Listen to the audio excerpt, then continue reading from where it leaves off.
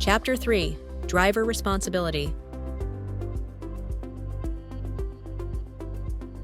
Safe driving is the responsibility of all individuals who operate a vehicle on New Jersey roads. The rules of the road must always be obeyed and laws must be strictly followed. A motorist must ensure the safety of all passengers who are riding in his/her vehicle and be mindful of the other motorists who share the road each day. Section 1. Buckle up. New Jersey's seatbelt law. Under state law, the driver and all passengers of a passenger vehicle, e.g. car, van, pickup truck, and SUV, must wear a seatbelt. The failure of a driver, front seat passenger, and children under age 18 to wear a seatbelt is a primary offense. The driver is responsible for all passengers under age 18. Front seat passengers 18 years of age and over are responsible for themselves. A police officer can stop a motorist solely for a violation of the seatbelt law. Under a secondary law, all unbuckled backseat occupants 18 years of age and older may be issued a summons if the vehicle is stopped for another reason. Motorists with GDL permits or probationary licenses must use seatbelts. Additionally, they must require all passengers seated anywhere in the vehicle to use seatbelts. The exemptions are any passenger vehicle manufactured before July 1st, 1966, a passenger vehicle that is not required to be equipped with seatbelt systems under federal law, or a physical or medical reason verified in writing by a licensed physician, which makes the motorist or passenger unable to wear a seatbelt. The driver of a passenger vehicle, including cars, vans, pickup trucks, and utility vehicles, shall secure any passenger using a wheelchair and a properly adjusted and fastened wheelchair and occupant securement device. Seatbelts can save a life and improve a motorist's chances of surviving a crash by 60%. A motorist's chances of surviving a crash are 3 to 4 times better if he or she is wearing both a seatbelt and a shoulder strap. Fastening a seatbelt takes only 3 seconds and reduces the chances of death or injury. Seatbelts help in many ways. For example, first bullet point, they keep motorists and passengers from being thrown from the vehicle in a crash. If a motorist passenger's held in place, any injury may be less severe. Second bullet point, they slow a body down with the vehicle. If a vehicle hits something, the vehicle stops, but the person keeps going at the same speed that the vehicle was moving. Hitting the dashboard or windshield at 30 miles per hour is like falling from the top of a 3-story building. Third bullet point, they keep a motorist/passenger from sliding on the seat during sudden stops and turns. Belts and straps also keep a motorist in position so he/she can control the vehicle. Tips for seatbelt safety. First bullet point, buckle up with both lap and shoulder belts on every trip. Airbags are supplemental protection for drivers. Second bullet point, wear the lap belt under the abdomen and low across the hips. The shoulder portion should come over the collarbone, away from the neck, and cross over the breastbone. The shoulder belt in most new vehicles can be adjusted on the side pillar to improve fit. Third bullet point, know how to adjust the seat belts and how to release them if motorists, passengers have to quickly get out of the vehicle. 4 bullet point, buckle up if riding in the back seat. Use center seat belts if those seats are used. Seat belts help prevent riders from falling forward. 5th bullet point, never put more than 1 person in one belt. Section 2. Car seats. Traffic crashes are a leading killer of children. When riding in a vehicle, children should be held in place by a restraint system that meets all federal motor vehicle safety standards. Refer to the paragraph on child restraint law. All child restraint systems built since January 1st, 1981, must be designed to pass tough safety tests. These seats carry a label that gives the date of manufacture and reads, "This child restraint system conforms to all applicable federal motor vehicle safety standards." There are many types and styles of car seats. While some seats are designed to be used facing forward, once a child has reached the appropriate weight, an infant seat must never be faced forward. To do so would be extremely dangerous. Always check the label on a car seat to find out the size and weight of the child the seat is designed to protect. Section 3. Child Passenger Safety Law. The New Jersey Child Passenger Safety Law states, first bullet point, children under age 8 who are less than 57 inches, 4 feet 9 inches tall, must ride in either. Point A. A federally approved forward-facing child passenger restraint system that is equipped with a 5-point harness and a rear seat of the motor vehicle. Once they outgrow the top height or weight recommendations, made by the child passenger restraint system manufacturer, children must ride in a federally approved booster seat in a rear seat of the motor vehicle. OR Point B, a federally approved booster seat in a rear seat of the motor vehicle. Second bullet point, children under age 4 who weigh less than 40 pounds must ride. Point A, in a federally approved rear-facing child passenger restraint system that is equipped with a 5-point harness in a rear seat of the motor vehicle. Once they outgrow the top height or weight recommendations posted by the manufacturer of the child passenger restraint system, children must ride in a federally approved forward-facing child passenger restraint system that is equipped with a 5-point harness in a rear seat of the motor vehicle. Or Point B, in a federally approved forward-facing child passenger restraint system that is equipped with a 5-point harness in a rear seat of the motor vehicle. Third bullet point, children under age 2 and those who weigh less than 30 pounds must ride in a federally approved rear-facing child passenger restraint system that is equipped with a 5-point harness. All children under age 8 must be seated in a rear seat. If there are no rear seats in the motor vehicle in which the children under age 8 are riding, the children must be secured in a federally approved child passenger restraint system or booster seat in a front seat of the motor vehicle.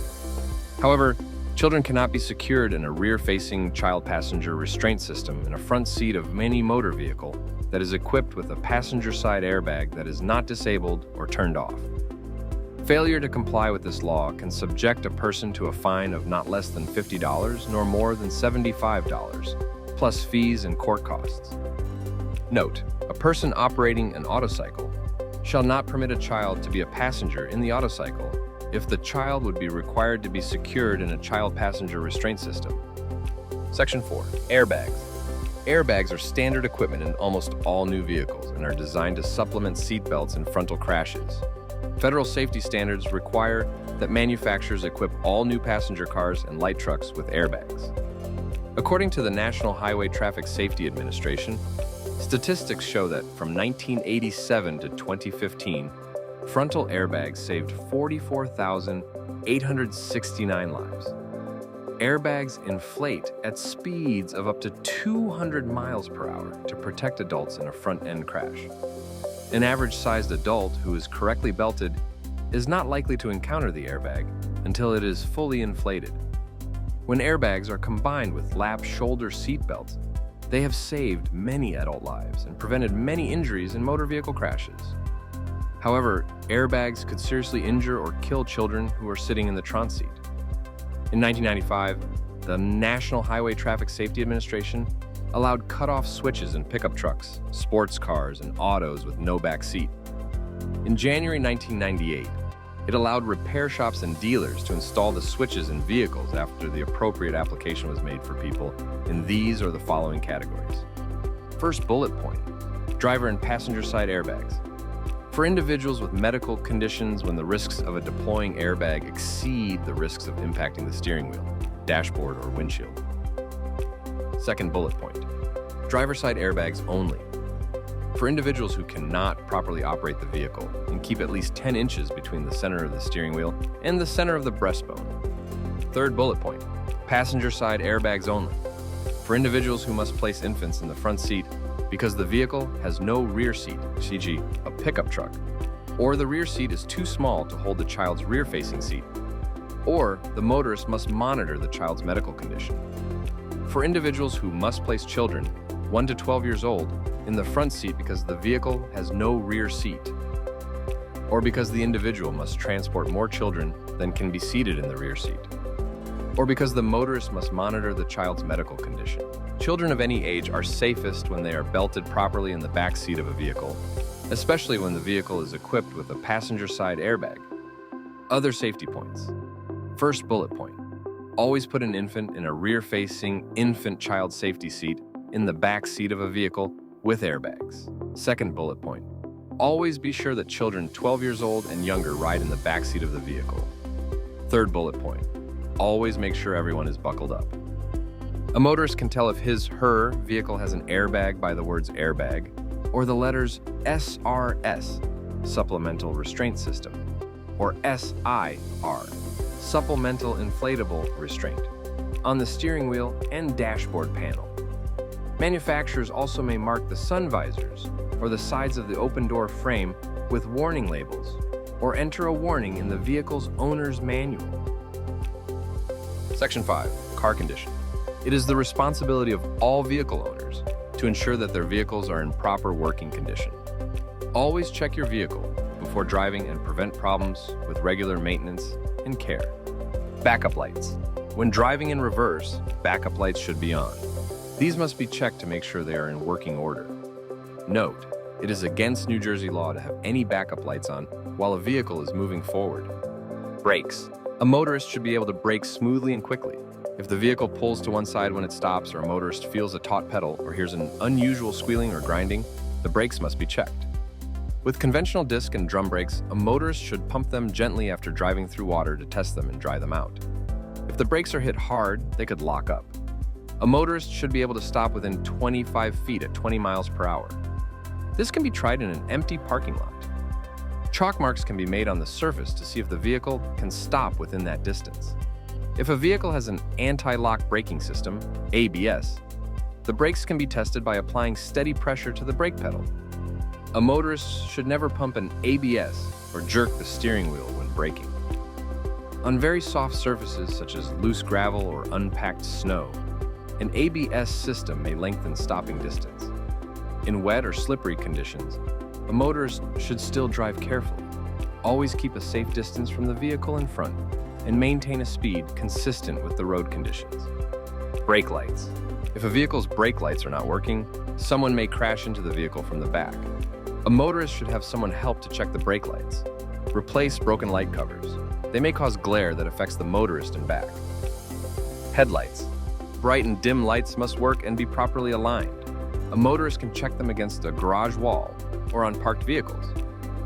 Lights should be kept clean. If other motorists flash their lights while another motorist's lights are on low beam, it could be that the lights are out of line.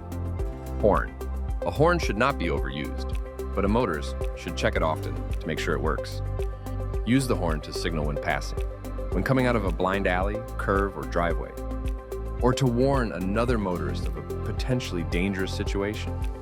Steering. On straight level roads, a vehicle should hold a straight course. The front end should not vibrate. The steering should respond to a motorist's turns without too much play in the steering wheel. Taillights. Always keep tail and side lights in working order. They signal other motorists in the dark and prevent crashes. Tires. If a motorist feels or hears any unusual thumping while driving, he or she should check the tires. Bumps, cuts, or bad tread can cause blowouts. Tire pressure should be checked often, especially when tires are cold. A motorist should check the owner's manual or the door jamb of the driver's door to determine proper tire pressure, or should ask for advice at a service station. Properly inflated tires save money in fuel consumption. A vehicle should not be driven with tires that have less than 1/16 of an inch of tread, about the edge of a penny. To hold on to the road properly, tires must match, do not mix radials with other tire types, and must have enough tread. Turn signals. A motorist should be able to hear the clicking and see the lighted arrows of turn signals flash on the dashboard. If the turn signals do not work, they must be fixed as soon as possible. A motorist should use hand signals until the turn signals are repaired. Windshield. Cracks or chips in a windshield could cause the windshield to break, causing a dangerous condition. Broken windshields should be repaired or, if appropriate, replaced. A windshield should always be clean, inside and out. Windshield wipers should always work. A motorist can use non-freezing spray to stop windshield icing. New Jersey law prohibits add-on tinting on windshields and front side windows. Snow and ice. State law requires a motorist to remove snow or ice from a vehicle before driving it. If snow or ice dislodges from a moving vehicle, it could strike another vehicle or pedestrian, causing injury or property damage. A motorist is required to make all reasonable efforts to remove accumulated ice or snow from the exposed surfaces of his or her motor vehicle prior to driving it, including the hood, trunk, roof, and windshield. Any person who violates this law is subject to fines of $25 to $75, regardless of whether any snow or ice is dislodged from the vehicle. If dislodged snow or ice causes injury or property damage, fines up to $1,500 may be assessed. Section 6. Carbon monoxide poisoning.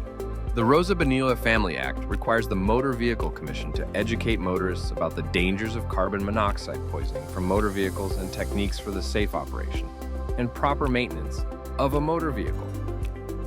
Carbon monoxide, CO, is an odorless, colorless gas that is present in a vehicle's exhaust. Modern vehicles are equipped with pollution controls that greatly reduce the amount of CO that is emitted from the tailpipe. However, certain conditions can cause dangerous levels of CO to accumulate in or around a vehicle, with potentially fatal results. These conditions can include: first bullet point, operating a vehicle with an exhaust leak or poorly tuned engine. Second bullet point, operating a vehicle with the trunk or rear tailgate open.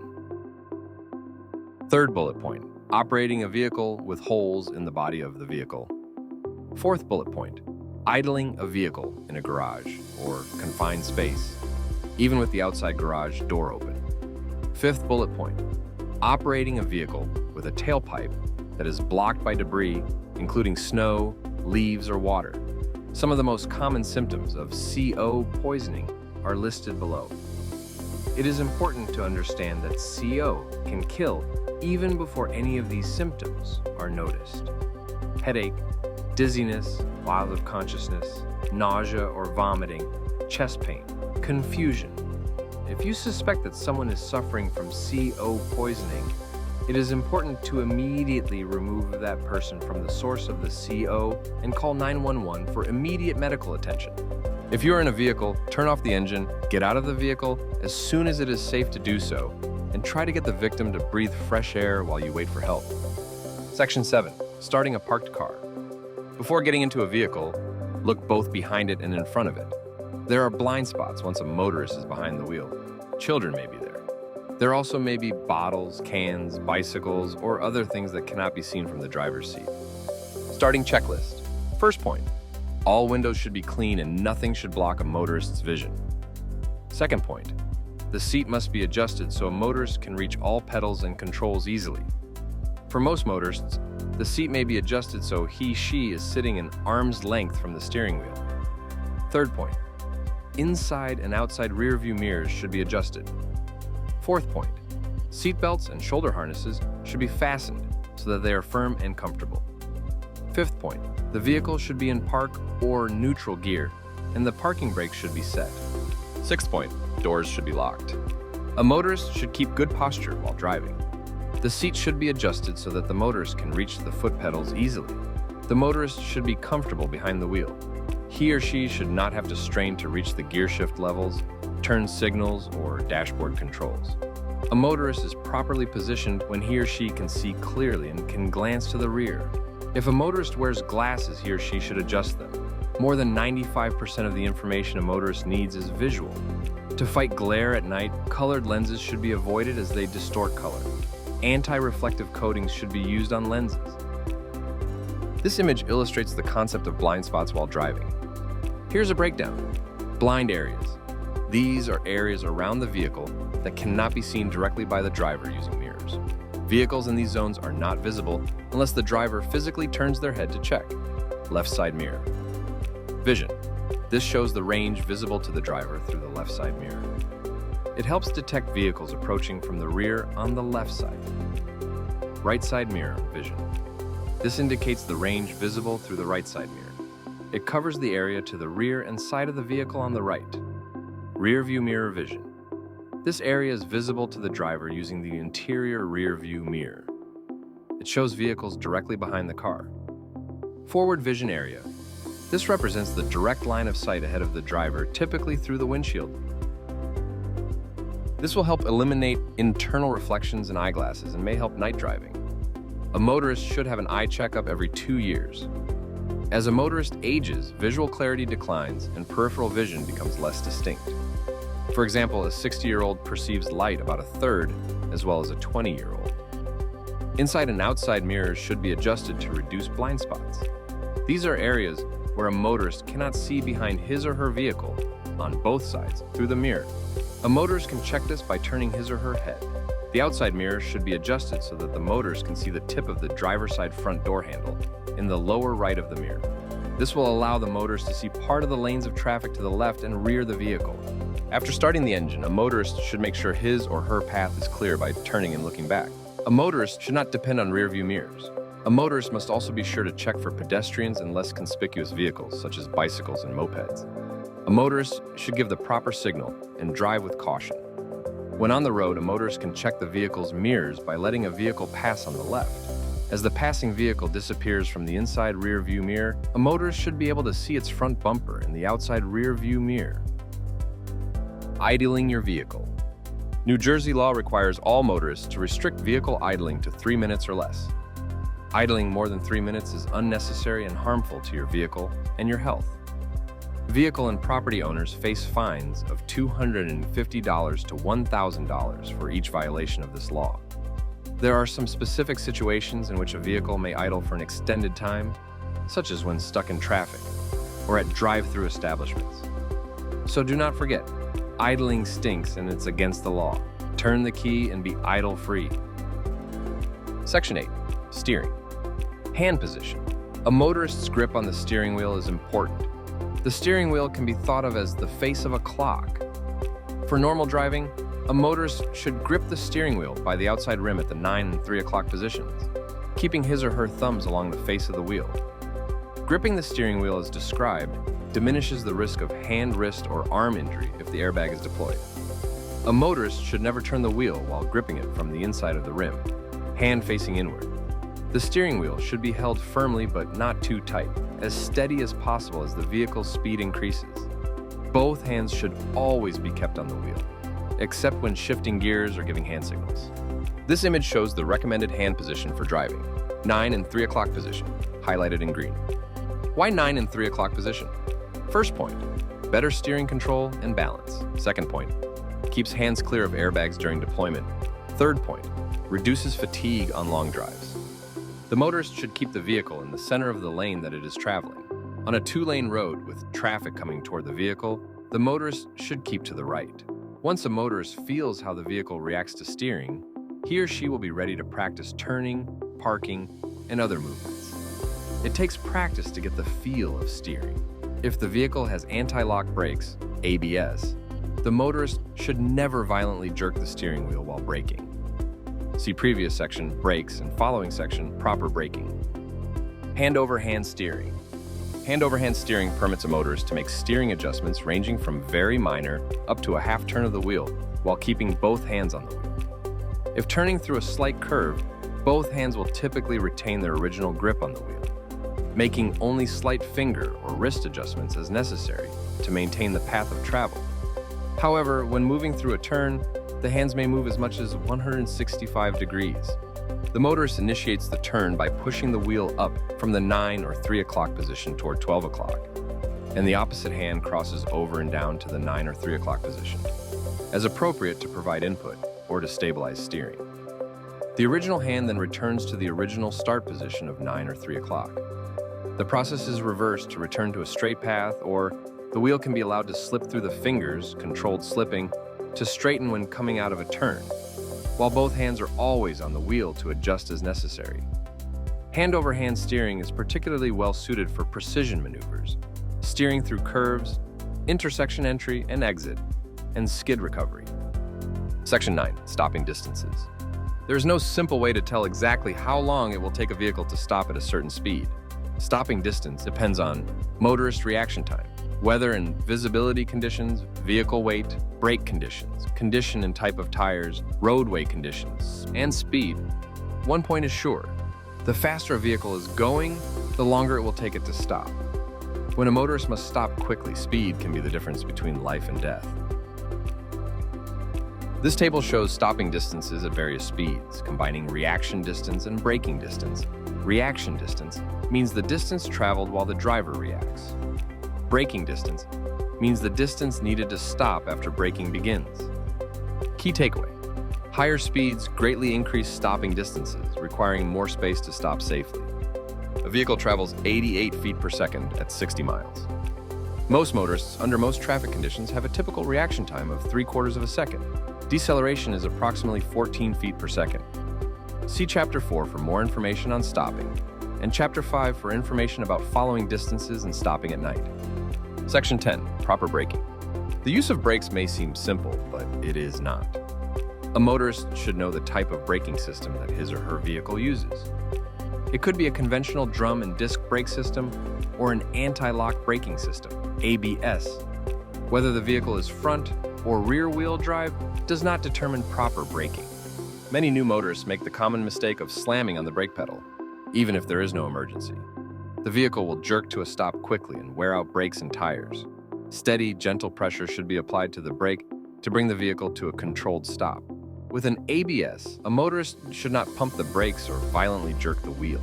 An ABS-equipped vehicle may lose control at only 35 miles per hour if a motorist violently jerks the steering wheel and brakes, even on dry pavement. New motorists should practice hard braking and steering in an empty parking lot or similar open space until they are accustomed to the ABS. A motorist should always use his or her right foot for both the brake and the gas pedal. If the vehicle is equipped with a manual transmission, the left foot should be used for the clutch. Section 11, driving signals. A motorist should always give a proper signal when turning, changing lanes, stopping, or slowing down. A motorist should always use the vehicle's turn signals. A motorist should put on the turn signal at least 100 feet before turning, and be sure to cancel the signal after making a turn. Not doing so could mislead other motorists. This image demonstrates the correct hand signals for driving, which are essential when a vehicle's turn signals are unavailable or not functioning. Hand signals explained. First image, left turn. Extend your left arm straight out horizontally through the driver's side window. This signals to others that you are preparing to turn left. Second image, right turn. Extend your left arm upward at a 90-degree angle, bent at the elbow. This indicates that you are turning right. Third image, stop or slow down. Extend your left arm downward at a 90-degree angle, pointing toward the ground. Use this to signal that you are slowing down or coming to a stop. New Jersey law requires a motorist to know the correct hand signals for stopping and turning, which are standard in all states. To give a hand signal, a motorist should put his or her arm well out of the vehicle so that it is visible to other motorists. Stop or slowing down. Hand and arm downward, palm facing to the rear. Right turn, hand and arm upward. Left turn, hand and arm straight out. Another signal is the horn, which is a warning signal. It calls attention to what the motorist is doing. Motorists may sound the horn when passing another vehicle when not in a business or residential zone. Under normal conditions, the horn should be able to be heard for at least 200 feet. Only emergency vehicles may use sirens, whistles, or bells. Bicyclists, skateboarders, and inline skaters also use the hand signals noted above. In addition, instead of extending the left hand and arm upward to indicate a right turn, bicyclists, skateboarders, and inline skaters may extend the right hand and arm straight out to indicate a right turn. Section 12, driving in reverse. Before driving in reverse, a motorist must be sure that the path is clear. This can be done by using the mirrors and turning to check. He or she must be incredibly careful because the view to the rear is limited. In reverse, turning the wheel to the right will direct the vehicle to the right. Steering to the left will direct the vehicle to the left. If a motorist does not turn the wheel while in reverse, the vehicle will move straight backward. To drive in reverse, a motorist's head and body should be turned to the right until he or she can see clearly through the back window of the vehicle without the use of mirrors. The motorist's right hand and arm should be placed over the back of the front passenger seat. The left hand should grasp the top of the steering wheel. This is the position a motorist should be in to reverse in a straight line, with corrections made as needed. A vehicle should be driven slowly in reverse, typically walking speed 2 to 4 miles per hour. The motorist should not turn forward until the vehicle is totally stopped. If a motorist must turn the wheel while reversing other than in a straight line, e.g. parallel parking, 2 hands must be on the wheel to steer, while a motorist's head and body is turned to look out the rear window. Palming the wheel with one hand while turning in reverse is dangerous and can result in failing the road test. A motorist should always remember that the front of the vehicle will swing in the opposite direction of a turn. A vehicle should be driven slowly in reverse. A motorist must be able to drive in reverse to pass the road portion of the driving test. He or she will be asked to back the vehicle about 100 feet in a straight line, slowly and smoothly. Note: as of August 31st, 2016, backup cameras and parking sensors that have been installed on a motor vehicle are permitted to be used during the road test. However, driving in reverse principles apply first and foremost. Section 13, turning. To make safe turns, a motorist should decide well in advance where he or she wants to turn. Last-minute turns can be unsafe, State law requires a motorist to move to the proper lane and signal at least 100 feet before making any turn. The faster the traffic is moving, the sooner a motorist should plan his or her turn. If a turn is missed, a motorist should never back up. It is better to take the next turn than to risk a crash. Before turning, a motorist should always use the mirrors to look behind and to both sides for other vehicles or people to see if it is safe to turn. Check for less visible vehicles such as motorcycles, bicycles, and mopeds. Signal first, use turn signals or hand signals, and then move into the proper lane. Slow down before reaching an intersection. Keep a steady speed and follow pavement markings. Always stay in the same lane until the turn is finished. Make sure the turn signal is turned off after the turn is completed. The three-point turn, K-turn. When turning a vehicle around, a motorist should start from the right edge of the road. Choose a safe spot with good visibility in both directions. If there is no other traffic, the motorist should signal left and move forward slowly while turning the steering wheel to the left. The vehicle should be stopped several inches from the left curb or street edge. The motorist should then back up slowly while turning the steering wheel to the right, stopping several inches from the right curb or street edge. The motorist should next move the vehicle forward while turning the steering wheel to the left. Finally, the motorist should straighten the vehicle's wheels as it faces in the direction he/she wants to go. This is a complete three-point or K-turn. A new motorist will be required to make this turn during the MVC's road test. Section 15. Parking. When parking, a motorist should always set the brake and put the vehicle in park, or, with a manual transmission, in reverse or low gear. There are several important steps for a motorist to follow when parking his or her vehicle on a street with a curb. First point. When parking a vehicle facing downhill, the handbrake should be set, and the vehicle's wheels should be turned toward the curb. The vehicle should be in park or, with a manual transmission, in reverse. Second point. When parking a vehicle facing uphill, the handbrake should be set, and the vehicle's wheels should be turned away from the curb. The handbrake should be set, and the vehicle's wheels should be turned away from the curb. The vehicle should be in park or, with a manual transmission, in low. Angle parking. Angle parking is often used in parking lots of shopping centers and sometimes at curbs. A motorist should follow these rules when entering an angle parking space to his or her right. Watch for traffic both ahead and behind. Signal and begin to slow down. Make sure the rear of the vehicle will clear the parked vehicles. Steer sharply into the parking space and then straighten the wheels, centering the vehicle in the parking space. Shift to park or reverse if standard transmission and apply the parking brake. A motorist should follow these rules before backing out of an angle parking space. Walk around to make sure nothing is in the vehicle's way, and slowly move the vehicle in reverse and be sure that the lane is clear of traffic. And tap the horn to warn nearby pedestrians. When able to see past the tops of the vehicles parked next to the vehicle, stop and look again. Look back and to each side for other motorists. Remember that the front of the vehicle will swing opposite of the direction of the turn. Back up slowly while turning until the vehicle's left front wheel passes the rear bumper of the vehicle parked on the left. Straighten the wheels as the vehicle comes back into the lane of traffic. Parallel parking. Parallel parking is the most common type of parking on city streets. A motorist must be able to parallel park a vehicle to pass the MVC's road test. This takes the most practice for a new motorist. A motorist should practice often in an empty parking lot at first. Flags or markers 25 feet apart may be used to show where the other vehicles would be. If a motorist hits the flags or markers, he or she is not ready for parking between real vehicles and should keep practicing. The slower and smoother a motorist backs into a parking space, the easier it is to park. To properly parallel park, a motorist should find a parking space that is large enough to fit the vehicle.